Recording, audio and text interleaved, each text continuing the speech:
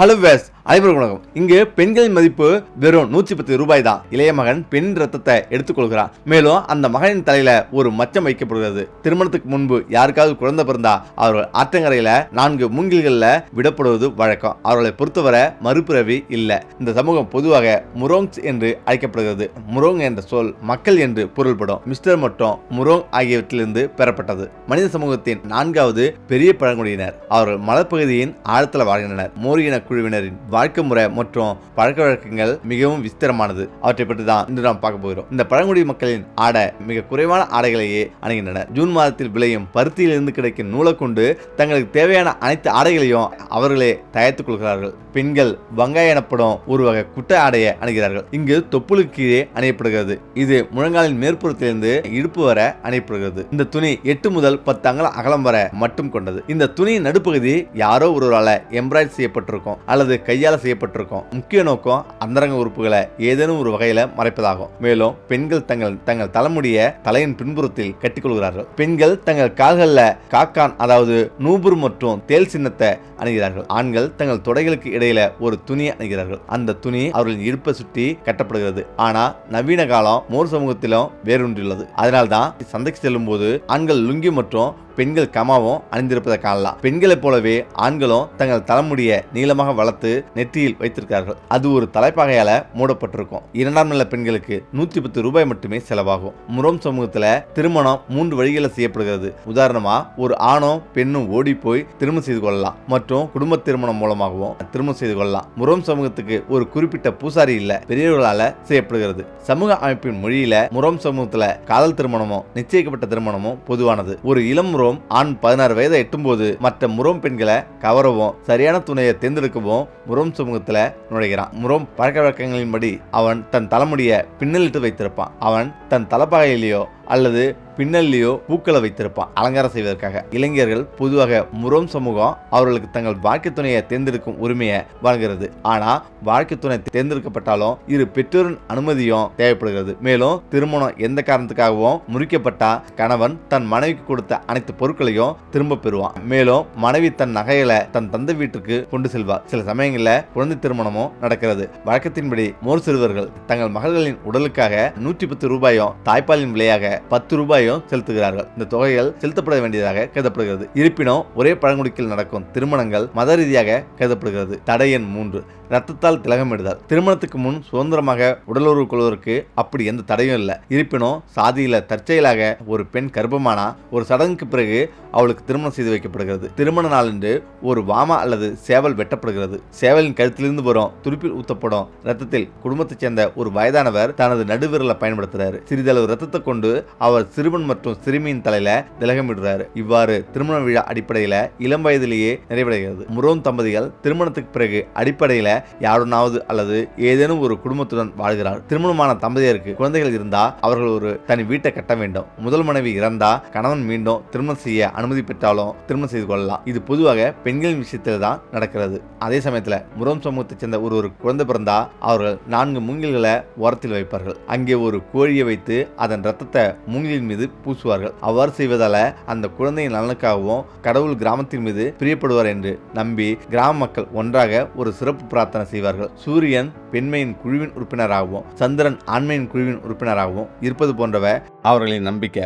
அவர்களுடைய உள்ளூர் கலாச்சாரம் மிகவும் செழுமையானது. கலாச்சாரம் மற்றும் மொழி வேறுபாடுகள் முரோம்களின் பழங்குடி மக்கள் வேறுபட்டவர்கள். விவசாயத்துல ஆண்களை விட பெண்கள் அதிகம் உழைக்கிறார்கள். வீட்டை நிர்வகிப்பது மோர் பழங்குடியின பெண்கள் ஆண்களை விட மிகவும் விடாமுயற்சியுடன் இருக்கிறாங்க. தோட்டத்தை நிர்வகிப்பது உட்பட பொருளாதார மேம்பாட்டில் அவர்கள் அயராது உழைக்கிறார்கள். பெண்கள் ஆண்களை போல வேலை செய்கிறார்கள். பல்வேறு காய்கறிகள் மற்றும் நெல் நடுவது முதல் அறுவடை செய்வது வரை பெண்கள் அயராது உழைக்கிறார்கள். மோர் பெண்களுக்கு வேலை செய்வதில் எந்த பிரச்சனையும் இல்லை. வயலில் இறங்கி சென்று அரிசி அறுப்பதும் நீண்ட நேரம் மலை ஏறுவதும் அவர்களுக்கு கடினமாக இருந்தாலும் அவர்கள் அதற்கு எந்த ஆட்சி பயனையும் தெரிவிக்கவில்லை. குடும்பத்தின் தேவைகள் நிறைவேறினா போதும் அப்படின்னு அவங்க நினைக்கிறாங்க. மெட்டாவில் பெற்றோரும் கணவர்களும் தங்கள் மகன்களுக்கு வயல் வேலைகளில் உதவுகிறார்கள். எண் 6 அறுவடைக்கு பிறகான திருவிழா இங்கு நடத்தப்படுகிறது. பெண்கள் தங்கள் தலைகளிலும் காதுகளிலும் பூக்களை அணிந்து கழுத்துல மணிகளை அணிகிறார்கள். கங்கார் என்று அழைக்கப்படும் மோர் மொழியில பெண்கள் வெள்ளி ஆபரணங்களையும் கைகளில் வளையல்களையும் அணுகிறார்கள். பயிர்களை அறுவடை செய்த பிறகு மோர் குடும்பங்கள் ஒரு திருவிழாவை ஏற்பாடு செய்கிறது. இந்த நிகழ்வு பொதுவாக ஆண்டின் டிசம்பர் முதல் பிப்ரவரி வரை ஏற்பாடு செய்யப்படுகிறது. மோர் இன பெண்களும் சிறுவர்களும் பாரம்பரிய உடைகள் அணியப்படுகின்றன. ஆண்கள் மேளம் வாசிக்கிறார்கள், பெண்கள் நடனமாடுகிறார்கள். 3 நாட்களுக்கு புதிய பெயர்களை கொண்டு கொண்டாடுகிறார்கள். எண் 7 காதுகுத்தும் திருவிழா. மோர் இன ஆண்களும் பெண்களும் நகைகள் மீது மிகுந்த பிரியம் கொண்டவர்கள். அவர்களில் பெரும்பாலானோர் சந்தையிலிருந்து சிறப்பு நகைகளை வாங்குகிறார்கள். இந்த பாணி தங்கள் உடல்களை பல்வேறு வண்ணங்களால அலங்கரிக்க விரும்பும் பெண்களால உருவாக்கப்பட்டது. ஆண் பெண் இருபாலரும் தங்கள் உதடுகளில் அடிக்கடி வண்ணம் பூசிக்கொள்கிறார்கள். அவர்கள் தங்கள் கன்னங்கள், உதடுகள் மற்றும் நெற்றியில சிவப்பு வண்ணம் பூச விரும்புகிறார்கள். முரோங் சமூகத்துல காதுகுத்தும் வழக்கம் உள்ளது. இந்த வழக்கம் பாலின வேறுபாடின்றி அனைவருக்கும் பொதுவானது. முரோங் மொழியில இது ராய்ங்காரம் என்று அழைக்கப்படுகிறது. அவர்களின் காதுகள் குத்தப்படுகிறது. பல்வேறு நிகழ்வுகள் ஏற்பாடு செய்யப்படுகிறது. உணவு கூட ஏற்பாடு செய்யப்படுகிறது.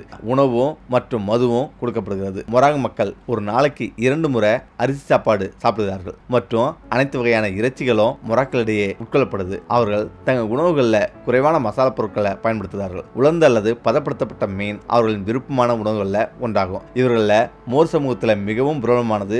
எந்த வகை உணவுக்கும் கட்டுப்பாடு இல்லை. அரிசி மற்றும் வீட்டில் தயாரிக்கப்பட்ட மது ஆகியவை அவர்களின் முக்கிய உணவுகள். உணவு மற்றும் பானம் இருப்பினும் மோர் மக்களின் பிரபலமான மற்றும் பாரம்பரிய உணவு கடல் மீன், தவளைகள், மான், காட்டுப்பன்றி இறைச்சி. இந்த சிறப்பு வகை உணவு மாவுடன் மீன் மற்றும் எண்ணெய், கோதுமை மாவு கலந்து தயாரிக்கப்படுகிறது. 9வது இடம் இளைய மகனுக்கு அதிகம் உரியது.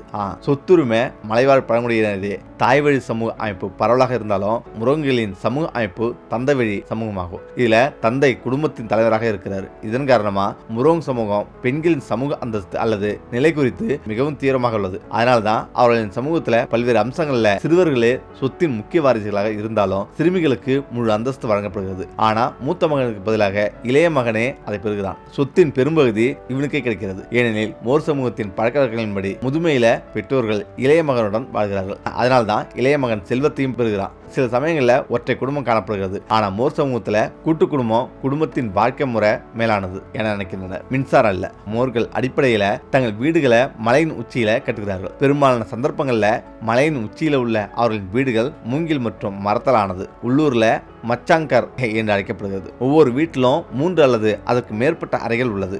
மேலும் வீட்டின் முன்புறத்துல ஒரு சிறிய வராண்டாவும் உள்ளது. இந்த அறைகள் உறங்குவதற்கும் சமைப்பதற்கும் பயன்படுத்தப்படுகிறது. விருந்தினர் அறை ஆகியவை வீட்டில் தயாரிக்கப்பட்ட பாய்களை பயன்படுத்துகிறார்கள். அவர்கள் வீட்டின் தரையில உறங்குகிறார்கள். முழு குடும்பமும் அதில் ஒன்றாக உறங்குகிறது. அவர்களின் வீடுகளில் கட்டில்களோ மின்சாரமோ கூட இல்லை. ஆனால் சிலர் விளக்குக்காக சிறிய விளக்குகளை பயன்படுத்துகின்றனர். வீடுகள் மற்ற மலைவாழ் பழங்குடியினரின் வீடுகளை விட சற்றே பெரியது. எண் 11 மறுபிறவி இல்லை.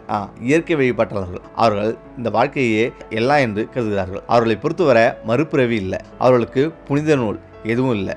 ஆனால் துரோய், சாங்டங் மற்றும் ஓரங் என 3 கடவுள்கள் உள்ளன. துராய் உலகின் படைப்பாளர், சங்டங் மலைகள் மற்ற இடங்களை காப்பவர். எதையும் தொடங்குவதற்கு முன் மோர் துராய் பேர்ல சத்தியம் செய்கிறார்கள். சங்டு தூய்மையின் சின்னமாக கருதப்படுகிறது. விவசாயத்துல நல்ல அறுவடை கிடைக்கும் என்ற நம்பிக்கையில கிராம மக்களின் நல்வாழ்வுக்காக இந்த மலைக்கடவுளை அவர்கள் வழிபடுகிறார்கள். தீய சக்திகள், கொள்ளை நோய்கள் மற்றும் தீய விருப்பங்களை விரட்டுவதற்காக அவர்கள் குழுக்களாக வழிபடுகிறார்கள். மோஸ் மக்கள் அவரை வருடத்துக்கு 2 முறை வழிபடுகிறார்கள். இந்த வழிபாடு இவர்கள் மொழியில் காங் என்று அழைக்கப்படுகிறது. மாதங்களில் 3 நாட்களுக்கு காங்நாக் வழிபாடு செய்யப்படுகிறது. கொள்ளை நோய் போன்ற ஒரு நோய் பரவும் பட்சத்தில் பாசுமதி வழிபாட்டுக்கு குறிப்பிட்ட நேரம் எதுவும் இல்லை, அதுவும் செய்யப்படுகிறது. நோய் இருக்கும்போது மட்டுமே அவர்கள் இந்த வழிபாட்டை செய்கிறார்கள். இருப்பினும் மோஸ் மக்களுக்கு எந்த மத குருக்களோ அல்லது சொந்த கோயில்களோ கூட இல்லை. பற்கல்ல வண்ணம் பூசுதல் முரோங் பழங்குடி மக்கள்ல உண்டு.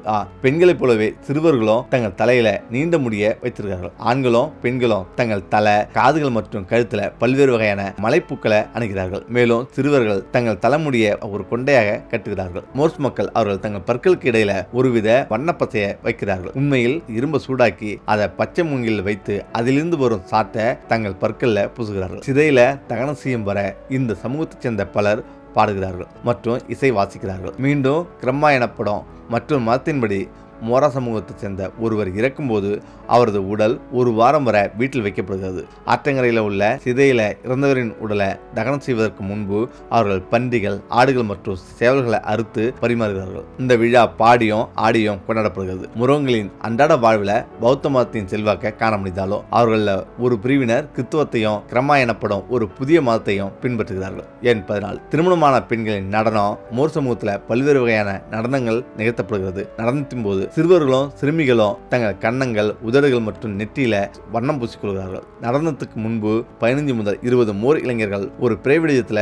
ஒருவரை ஒருவர் பார்த்தபடி நிற்கிறார்கள். பின்னர் அவர்கள் தயாரித்த பழைய இசை மற்றும் வாத்தியங்களின் தாளத்துக்கு ஏற்ப நடனம் நிகழ்த்தப்படுகிறது. திருமணமான பெண்கள் நடனத்திலும் பாடலிலும் பங்கேற்க அனுமதிக்கப்படுவதில்லை. புடுமை எனப்படும் புல்லாங்குழல் மலைப்பகுதியில் தயாரிக்கப்படும் ஒரு வகை சுரைக்காயின் உலர்ந்த ஓட்டிலிருந்தும் 5 முதல் 6 மூங்கில் துண்டுகளிலிருந்தும் செய்யப்படுகிறது. இந்த புல்லாங்குழல் சிவப்பு துண்டுகள் மற்றும் இறகுகளை கொண்டு மணிகளால் அலங்கரிக்கப்பட்ட ஒரு தலைப்பாகையிலிருந்து செய்யப்படுகிறது. பெண்கள் கையால் செய்யப்பட்ட ஆடைகள், மணிகள் மற்றும் நாணயங்களால தங்களை அலங்கரித்துக் கொள்கிறார்கள். திருவிழாவின் போது மோஸ் மக்களே இந்த இசையை உருவாக்குகிறார்கள். இந்த முரோ மக்கள் வங்கதேசம், மியான்மர் மற்றும் இந்திய எல்லைப்பகுதியில் வாழ்கிறார்கள். குறிப்பாக சிட்டாங் மலைப்பகுதியில் வாழும் ஒரு பழமையான ஆதிவாசிகள் ஆவார்கள். அவர்கள் தங்கள் தனித்துவமான கலாச்சாரம், சுதந்திரமான வாழ்க்கை முறை மற்றும் இயற்கையோடு இசைந்த பழக்க வழக்கங்களுக்கு பெயர் பெற்றார்கள். இவர்களின் மொத்த மக்கள் தொகை தோராயமா 70,000 முதல் 85,000 வரை இருக்கலாம் என மதிப்பிடப்பட்டுள்ளது. பங்களாதேஷ்ல சிட்டாங் மலைப்பகுதியில் 72,000 முதல் 74,000 முராங் மக்கள், மியான்மர்ல 25,000 முராங் மக்கள், இந்தியாவில் மேற்கு வங்காளம் மற்றும் வடகிழக்கு மாநிலங்களில் சுமார் 2,000 முராங் மக்கள் வாழ்கின்றனர். முராங் மக்கள் பெரும்பாலும்